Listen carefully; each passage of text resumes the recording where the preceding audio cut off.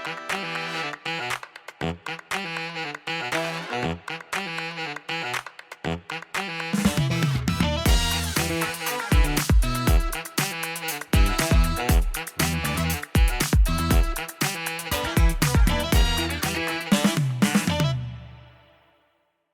and welcome to the Mostly Traverse City podcast. I am here with my friend Sarah Lee Sullivan, and we met not very long ago. We've actually met before, but then we re-met just recently because I read in the Traverse City Ticker that you bought the Solitude Float Spa. That's right. And I thought that was fabulous because I've been here before, and I was sad to see that it might be going out of business. And then lo and behold, Sarah bought it. I'm going to just talk to you a little bit about where you're from. If you grew up, did you grow up here? I did not. I grew up in Manchester, New Hampshire, and I moved to Traverse City in 2020. All right. Yeah. So what was it like growing up in New Hampshire? I've never been there. New Hampshire is actually really similar to northern Michigan in terms of the seasons. I grew up in a suburb outside of Boston, so it was a little more urban, but a great place to live, great place to raise a family. And I just decided to try something different a few years ago to move out here. So what was it that intrigued you about? Had you been here before, or what intrigued you? Okay, so you had been here as a visitor. I did, yes. So my best friend and her husband had moved out here in about 2010, and I used to take road trips out here from the East Coast to visit them. And I fell in love with the area, the bay, all of the different attractions that are available. And when my work went remote in 2020 because of the pandemic, it allowed me the freedom to move here. So you moved, but all your family is still on the East Coast. Mm-hmm. What do they think about you being a Midwesterner? I don't really know that they have an opinion about it. They know better than to argue with you over the Probably. fact that, yeah, probably. Yeah. Mm-hmm. I'm familiar with that. Mm-hmm. So you moved here. Mm-hmm. I grew up in Denmark, so water is incredibly important. Mm-hmm. Did you grow up around water? Was that one of the draws for you coming here? It certainly was. So both of my parents grew up on the southern coast of Maine, and so we spent a lot of time summers at the beach. I absolutely love the ocean. I love being around water.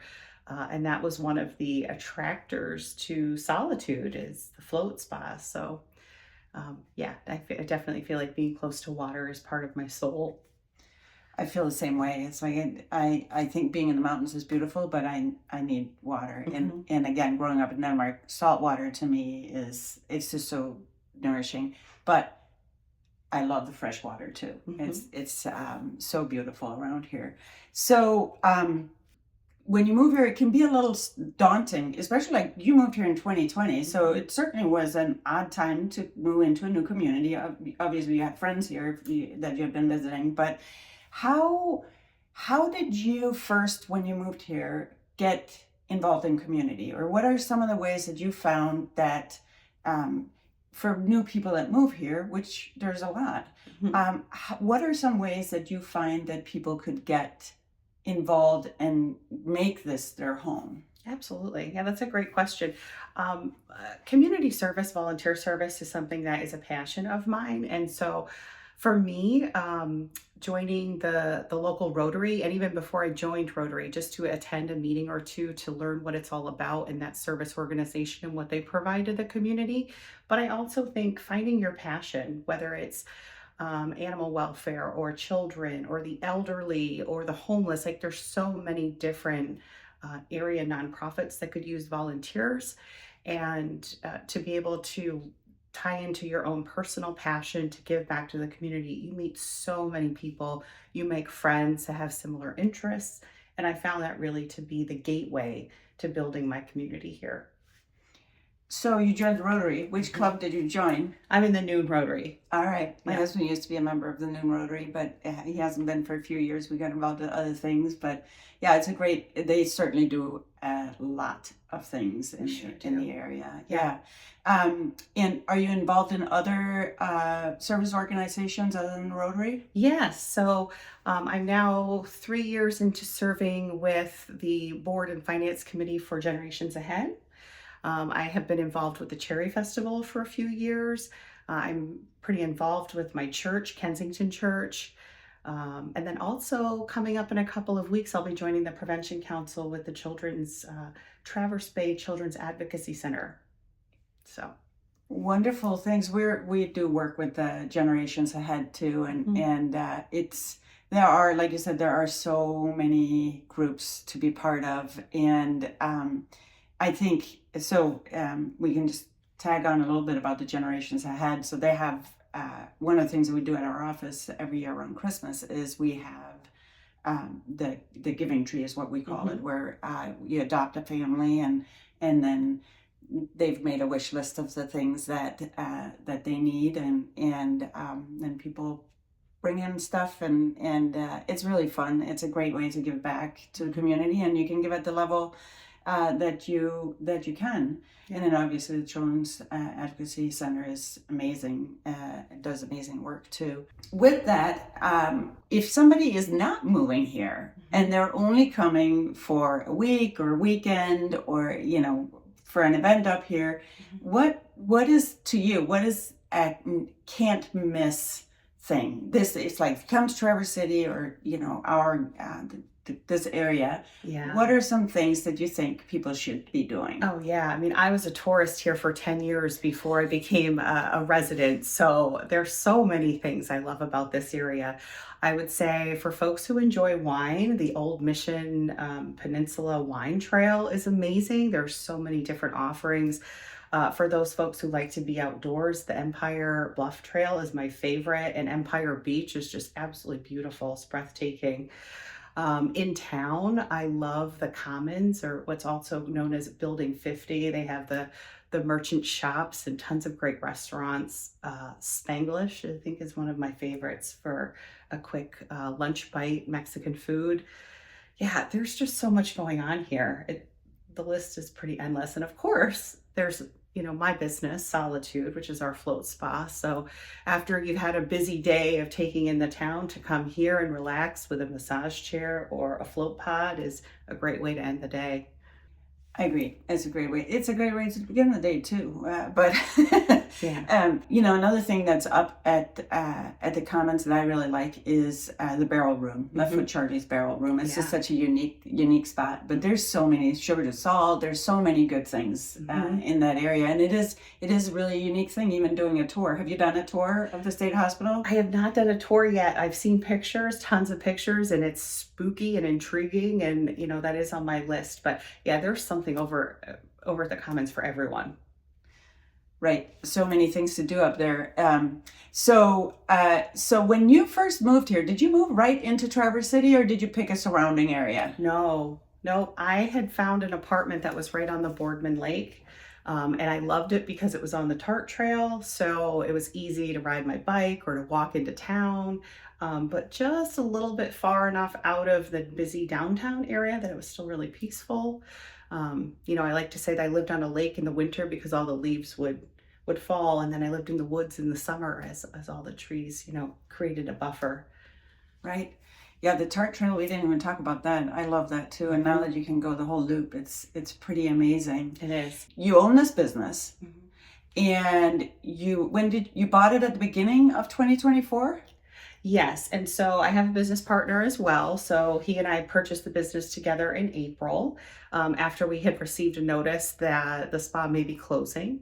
And I had been a client here for probably a year to 2 years before that. So I had really grown fond of the spa itself, the service that the float pods offer in terms of relaxation and decompression.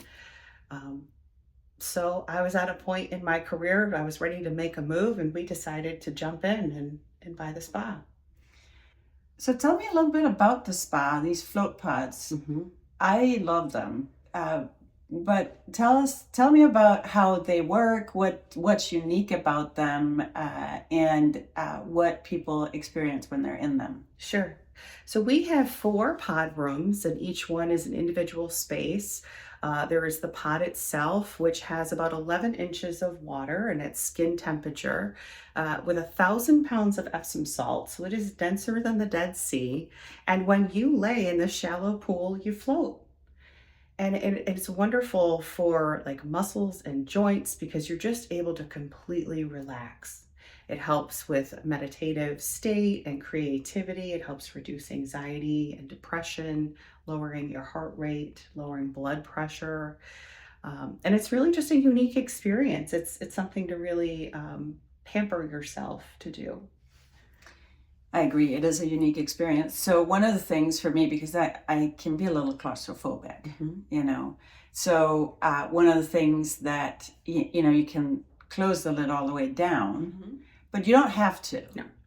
But if you do close it all, well, even if you don't close it all the way down, you have the opportunity in the dome of it. You can set up different. You can make it all dark, Mm-hmm. or you can set up different lights. You can have music if you want, Yeah. or quiet. Mm-hmm. Right? You have all the options. Absolutely. So it really depends on what you feel like. I know for me, it's like I usually leave it just a crack open, and I always think, oh, this is time I'm going to close it all. And I know there's nothing outside that could potentially keep me in there, but it's just, I don't know, because of that claustrophobia. I'm still pretty proud of myself that I'm doing it, and I can tell you, and I don't know, I'm interested to hear what you hear from people. Mm-hmm. I usually fall asleep. Mm-hmm. I am like out, and then all of a sudden this voice comes on. It's like, okay, it's time to wake up now, get back to real life. But about how many people do you think fall asleep when they're in it? I think as folks do the float more, it's easier to let go and fall asleep. The industry recommends 3 visits before you're really able to enjoy the full benefit of floating, because the first experience is, I don't know what to expect. And there are some who have that shared fear of the claustrophobia, which you're in a private room, you're able to leave the lid open or, do whatever you need in that space to be comfortable. The second visit is, now you know a little bit more to what to expect, so you're able to relax a little more. And then usually by the third visit, you can hop right in there and fall asleep. Yeah, and just go into that deep meditative like trance. Yeah, it's pretty unique. Maybe I meditate almost every day, so maybe that's why I didn't have a problem falling asleep. But it is, you really truly, you're just floating, Mm-hmm. and you're not touching the sides, you're not touching the bottom. You just lay down, and the water carries you. Mm-hmm. And salt is just so nourishing for your body. Mm-hmm. So what are the opportunities? So you have the massage chairs, Mm-hmm. which are also amazing. Yeah. Or you also have a massage therapist here, right? We do, yes. So we have a husband and wife team who do massage 5 days a week. And so we offer anywhere from a 60-minute to 120-minute massage. And they both, between the two of them, have so much experience. They can offer medical massage, prenatal massage, deep tissue. They're both experienced in many different modalities in that area. So yeah, and then we're also exploring potentially offering some new services in the new year. So it could be some. So stay tuned. Yeah, exactly. Very exciting. Mm-hmm. Very exciting. Yeah. You're open 7 days a week? 6. 6 days. Okay. Yes, so we're open Tuesday through Sunday, and our hours do vary a little bit by day, but definitely open through the weekend. So for all those folks that work during the week and want to get caught up on some self-care during the weekend, we can definitely accommodate that. That's awesome. So if people wanted to get a hold of you or check out Solitude, Mm-hmm. How would they go about doing that? Sure. We do have a Facebook page and Instagram. So those are Solitude Float Spa. And we have a website where folks can learn more about the services that we offer. And they can also schedule online. That web address is www.solitudefloatspa.com. And they can also call or stop in. And our phone number is 231-642-3451. We're located at 111 East Front Street in Traverse City. That's awesome. And we'll have all that information in the show notes also. I am going to just ask you a couple. So you mentioned the state hospital. Like when you do something just for you, aside from floating, Mm-hmm. what do you do where do you go? Do you go to the state hospital a lot, or do you go out into the dunes, or where do you go? Yeah, I mean, a walk in nature is always great, and there's some great trails up behind the state hospital. I'd mentioned the Empire Bluff Trail is one of my favorites, but um, one of my all-time favorite things to do is to hop in my little convertible and then take a nice long drive along M22. You know, regardless of the seasons, it's a beautiful drive along the coastline and up into Leelanau County, and it's just a really nice way to decompress, to listen to some music, and uh, just enjoy all the beauty that we have here in this area. Yeah, there's a lot of that. It's hard to pick. So, my last question to you is, what would you consider your superpower? Like when people look at you and they think, this is Sarah. This is the epitome of Sarah. I have some ideas on it, but just with the little bit that I've gotten to know you over the last couple months or so. But what would you say if people look at you? What do they think? What would you think that they would say, or what do you think your own superpower is? Yeah, that's a good question. One that comes to mind is being a collaborator. I've worked a lot in the nonprofit realm. I've worked in community service for different um, agencies in the area. And I think one thing that I'm able to pick up on pretty quickly is meeting people and finding common interests between them and then bringing them together. An example of that is a group that a friend and I started about a year ago, where we brought together a whole community of women CEOs. Ooh. And yeah, I mean, it's a powerhouse. And it's kind of an under the radar group. Well, now it's out known in the public a little bit, but it's a group that we get together like every couple of months, and a great way for women leaders to connect with each other and empower each other. So, yeah.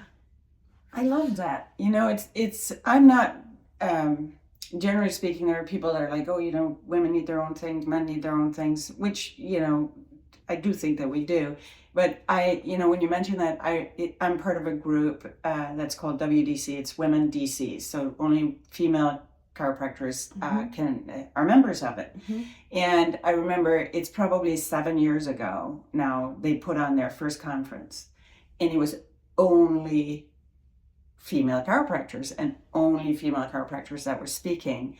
And it was such a different energy, and the connections that were made, and the place that people spoke from. It was kind of interesting to me, because I really hadn't expected that it would feel very different, but it really did. Mm-hmm. And I do think that there is a need for that, for women and for men, to have those specific areas where we can go, and we have different needs. We have different ways of talking with each other. We have different things that we struggle with, that really only somebody else of your same ilk would understand. Mm-hmm. So that's amazing. So I'm going to tag on a little bit with that collaboration. So one of the things that we're trying to do with this podcast also is, because collaboration is really how you build community. My husband and I just watched a documentary. Have you seen the documentary Join or Die?